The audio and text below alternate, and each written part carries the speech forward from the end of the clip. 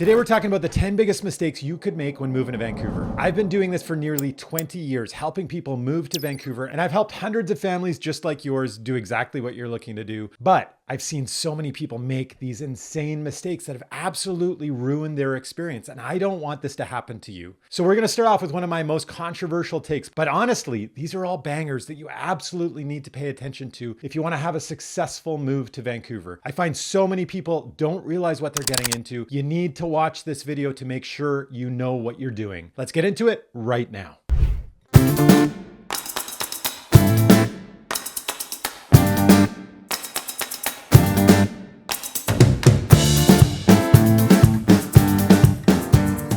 My name's Sebastian Albrecht with the Living in Vancouver PC team, and welcome back to the channel. Thank you so much for coming back and joining me once again. If you are new here, this channel is all about moving to and living in Vancouver, and I put out videos just like this one every single week. This week, we're talking about the 10 biggest mistakes that you can make and that you're gonna want to avoid when moving to Vancouver. Without further ado, let's get into number one. Mistake number one, and perhaps my most controversial take here, is that renting when you come to Vancouver is going to be a safer bet. Now, there's nothing wrong with renting, and obviously in an expensive market like Vancouver, not everybody can afford to buy. So a lot of people that are moving here are obviously intending to rent, and that's absolutely fine. If that's your priority and you don't see the value in owning a home in Vancouver, I get it. However, if you ultimately want to own, it may not be a safer bet to first rent. A lot of people that I talk to move to Vancouver and they're like, I'm gonna hold on, I'm gonna find a permanent rental and maybe I'm gonna stay there a year, maybe 2 years before I decide on exactly where I wanna buy. Now, I understand that. I understand that people want to make sure that they're buying in the right neighborhood. However, I want you to keep in mind that you're also potentially losing a lot of money, losing a lot of momentum by renting first. And by renting first, keep in mind, rents in Vancouver aren't incredibly low. So you might be, if you're in the market for, let's say, a $1 million condo, that condo could cost you $5,000 a month in rent. Maybe it's $4,000. Let's call it $4,000. So for $4,000 over the course of a year, that's approximately $48,000. You're throwing away $50,000 right up front for that first year of rent, just to make sure that you're buying in the right location. Now, also on top of that, what happens if the market increases? Our market can move very, very quickly. It's relatively stable. Yes, prices are currently soft and they have been soft for the last couple of years. However, when our market moves, it can move very, very quickly. And so in this example, I just want to say, let's assume prices increase about 5%. Sure, they could drop 5% and you'd be ahead of the game, but they can also rise. And that's the risk you would be taking. If prices rose 5% over the course of your 1-year lease on that $1 million property, well, prices a year from now would be $1,050,000. And on top of that $50,000 that you spent on rent, you would now be behind $100,000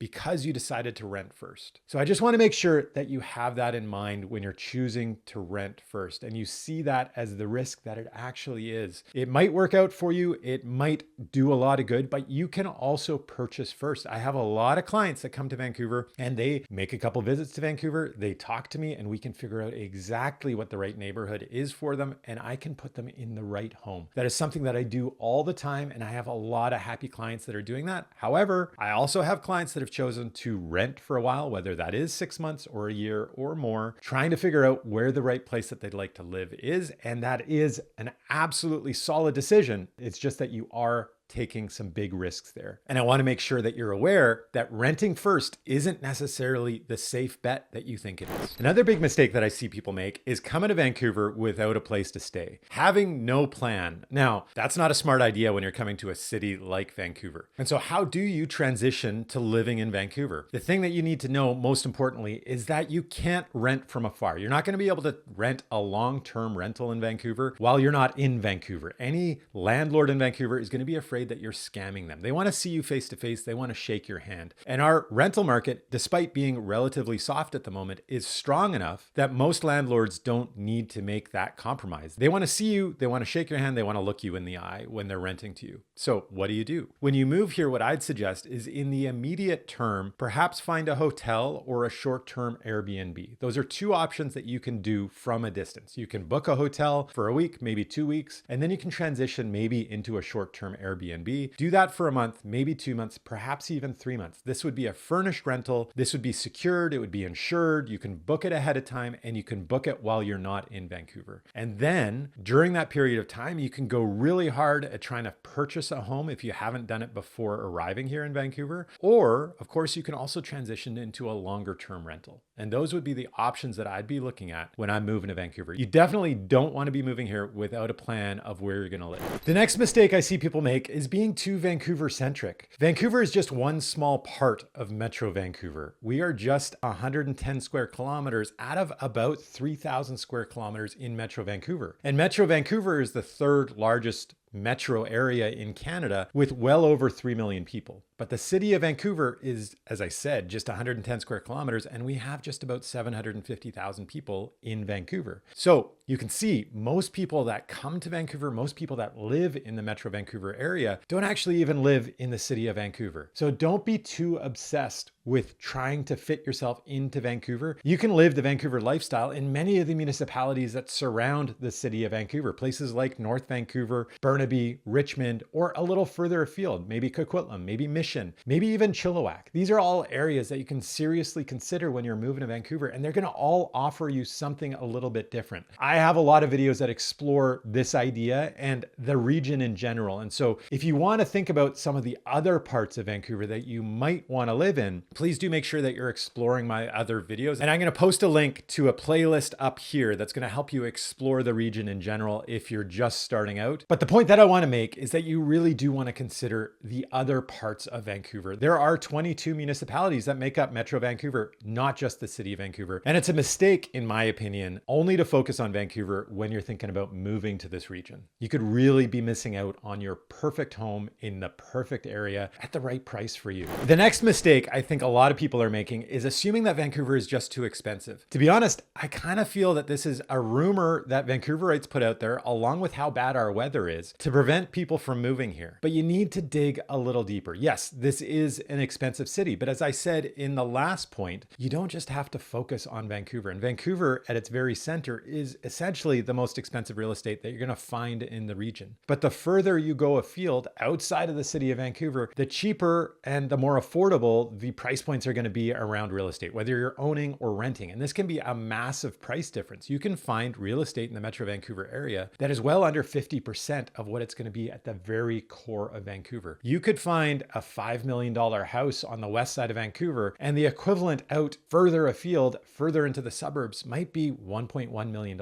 There could be a huge, massive price difference. And if you're not exploring that, if you're just assuming that this city is too expensive for you to move to, you're making a really big mistake. You definitely want to realize that there are more affordable options as well as regions of Metro Vancouver. Now, before you get too excited about all of the more affordable options that are out there, one thing that I see people doing all the time is not realizing how important the commute time that you're going to have is. Not taking your commute time seriously is a huge mistake. And this is really challenging if you're just looking at a map. From an overhead view, Vancouver isn't really that big of a region, and it looks like it's pretty easy to get from point A to point B. Now, I understand not everybody needs to commute downtown, and a lot of you who are considering moving here often these days also work from home. So perhaps commuting isn't a big issue for you. However, it's not just commuting to work, it's also commuting to the things that you love to do. Yeah. Perhaps you're not going to get into the mountains every day. Perhaps you're not going to get out to the ocean. But if those are really critical things for you, then you also want to consider what the commutes are going to be like for you to get to the places that you want to get to, whether that's work or leisure. And so the important thing to realize here is that Vancouver is an area, a region that's confined geographically. We are bound by mountains and ocean and border and agricultural land reserve. On every single side, we are contained, but we're crisscrossed by waterways, whether it's the ocean, a bay, a creek, or it's the Fraser River. We are at the Fraser River Delta, and the result is that every part of Metro Vancouver is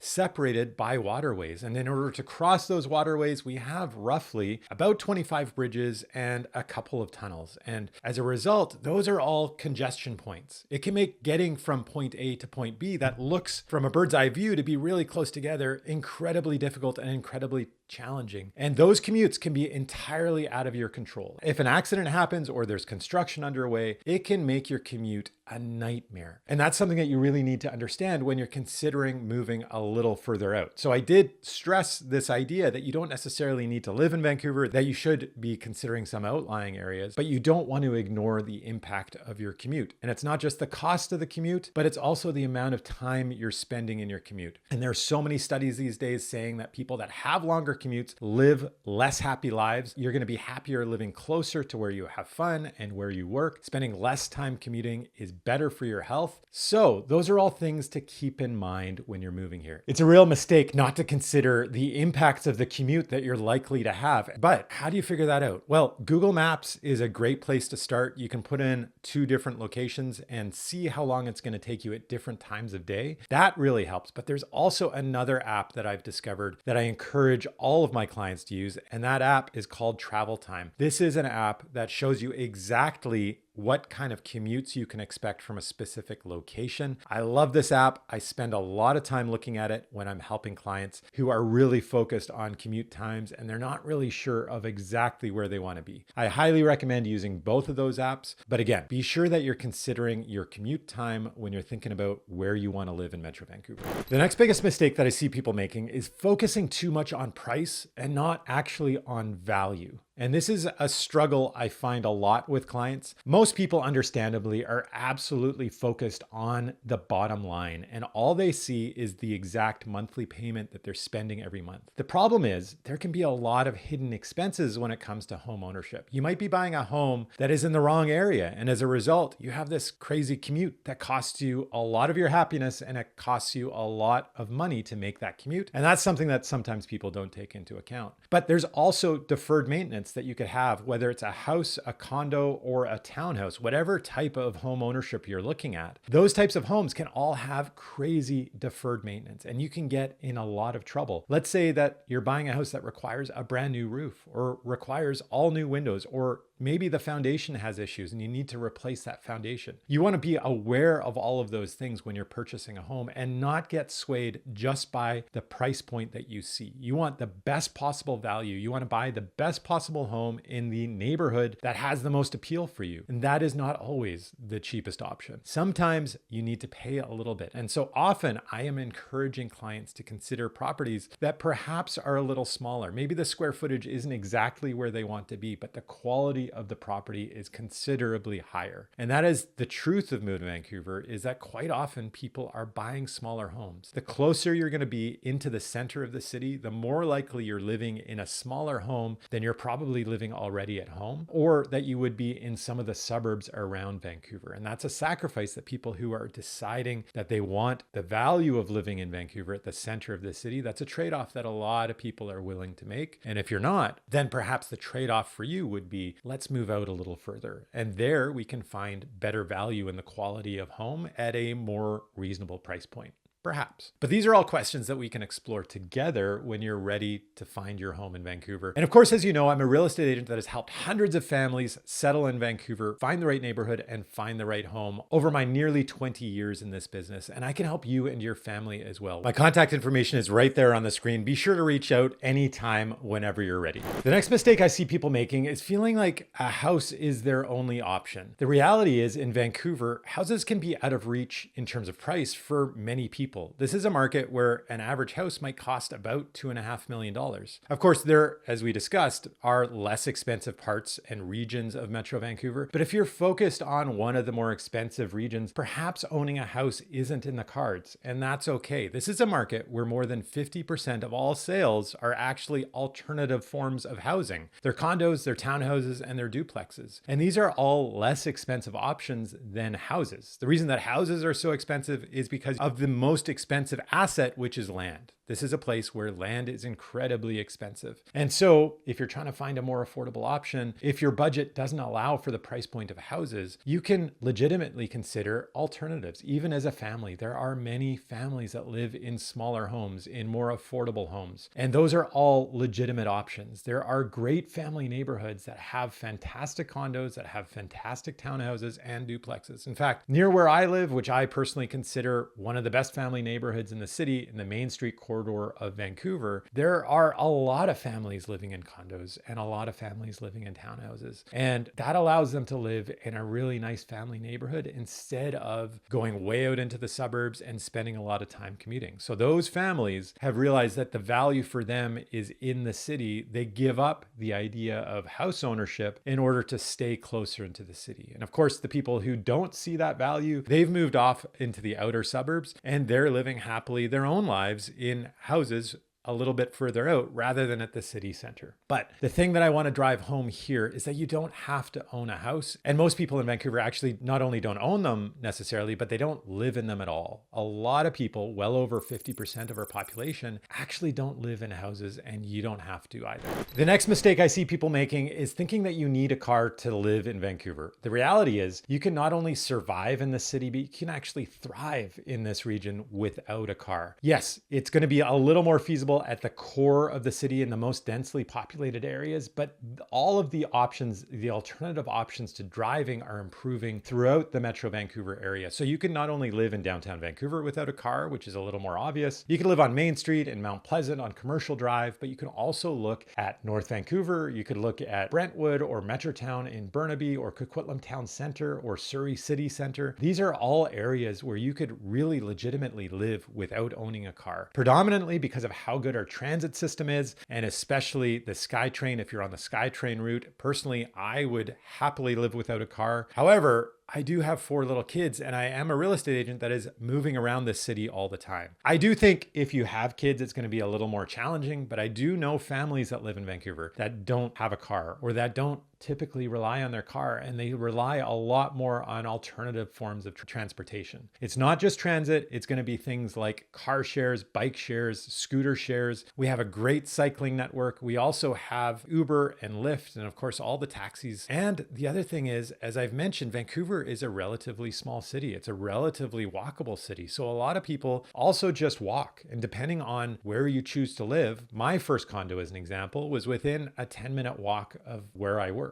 I chose to live that close to work. My colleague at the time chose to live on the Sunshine Coast. He had an hour and a half commute in each direction because he chose to live there. And he did that really happily. But an hour and a half commute seemed insane to me. I loved living within a 10-minute walk of my work. He and I both spent the same amount of money. He had a single family detached house on the Sunshine Coast, and I had a 1-bedroom condo in Kitsilano. Obviously, very different price points, but he was a family guy. He had a kid at the time and was expecting to have more kids. I was single. Totally made sense for each of us. But the point that I'm trying to make here is you can decide on where you want to live and the kind of lifestyle that you want. And you can legitimately choose to live in Vancouver without a car. This is not a city where you have to have a car. If you'd like to live without a car, if you'd like to live a healthier lifestyle, or just spend a little more time connecting with your neighborhood, that is possible in Vancouver, as well as some of the suburbs surrounding Vancouver. So don't make the mistake when you move here, assuming that you have to have a car. There can be alternatives if you'd like there to be. Another big mistake that I see people making is not understanding the regulations. And most importantly, if you're not Canadian and you're not a permanent resident, you may not even be able to buy in Vancouver. And this is a frustrating point. This is a point that I find is a huge surprise for a lot of non-Canadians that reach out to me. And I hear from a lot of you, and I understand the frustration. But at the moment, we have a temporary ban on all foreign buyers in Canada. This is in place until 2027. More than likely, it's going to be extended, but perhaps not. So this is something that you do want to check in on again in the future if you are looking at moving here. But there are some exceptions to this rule. Number one would be if you're here on a student visa. However, it doesn't really apply to Vancouver because the cap on purchasing for anyone on a student visa is $500,000. And there's not too many homes in Metro Vancouver that you're going to want to buy that are under $500,000. And of course, you're more likely to find more the further out you go into the distant suburbs. The other big loophole would be if you're coming here on a work visa. And so if you are on a work visa, there is an exception for you. You are allowed to purchase in Canada. You're going to want to make sure of these regulations. So be sure to reach out to me if you're wondering about this. But for Metro Vancouver in particular, there's another regulation you want to be aware of. And that's in BC, in the more densely populated areas, there's a 20% tax on foreign buyers. And this is a doozy. So even if you are exempted from the foreign buyer ban, you're going to have to pay a penalty. And that's a very hefty penalty in a very expensive market. So something you definitely want to be aware of. There is one little loophole that you might be able to squeeze through, and that's if you're in the provincial nominee program. And if you are, well, then you're not going to have to pay that 20% tax. But these are regulations as somebody moving to Vancouver and perhaps not Canadian yet, but wanting to be Canadian, you really need to be aware of.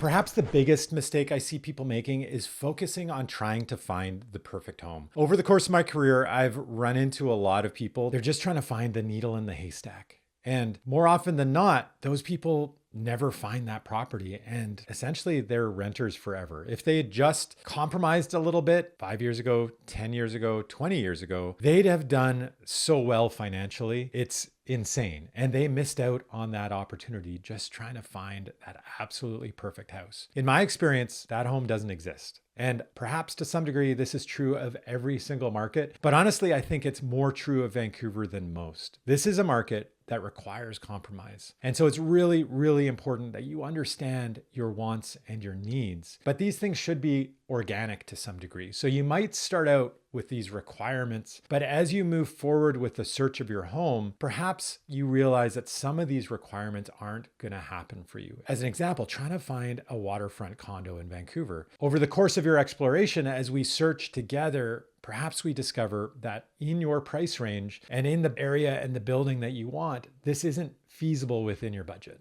Now, you can make the sacrifice on space. Perhaps you're going to find a smaller condo that is waterfront and that is going to work within your budget. Or perhaps you discover that the back side of the building that doesn't have the waterfront view is significantly less expensive and fits within your budget. But this is the way that ultimately you're going to find a home that works for you. You do need to make compromises in this market, unfortunately. I find that's true no matter how much money you have. If you have 500,000, you wish you had 550,000. If you have 5 million, you wish you had 5,500,000. At every single price point, I find clients needing to make compromises. What the exact home that they want is just outside of their price range. And that's a very, very frustrating experience that I don't want you to have. And I want to make sure that you're prepared just to think about the kind of compromises that you're going to be willing to make when you're buying a home here in Vancouver. And when you're ready to buy a home, don't forget that I am a real estate agent that has helped hundreds of families just like yours not only find the right neighborhood, but also find the right home. And I can help you and your family as well when you're ready, of course. There's no pressure. All we're going to have is a conversation. We're going to see if we're the right fit, and I can help find you that right home. I'm very confident I can. But if you're not quite ready to do that, I totally understand. That's why I make these videos, to help you understand what it's like to live in Vancouver, to help you explore this entire region and make sure this is the place that you want to move to. I have a back catalog of nearly 150 videos now. I've been doing this for well over 3 years. And no matter the question you have, I have you covered. But of course, if you have other questions that I haven't covered, I'd love to hear from you. Be sure to reach out, whether it's an email, a text message, or a comment under this video. I'd love to know the other questions that you're curious about. But before I leave you, I want to make sure that you're also checking out a couple of videos that I've done recently that I think you're really going to love. This video over here is all about the areas in Vancouver that you want to live in, that you need to understand. And then this video here is all about the future of Vancouver. And if you're thinking of moving here, you want to understand what's happening in this city. Thank you so much for watching. I really appreciate you sticking to this video all the way to the end.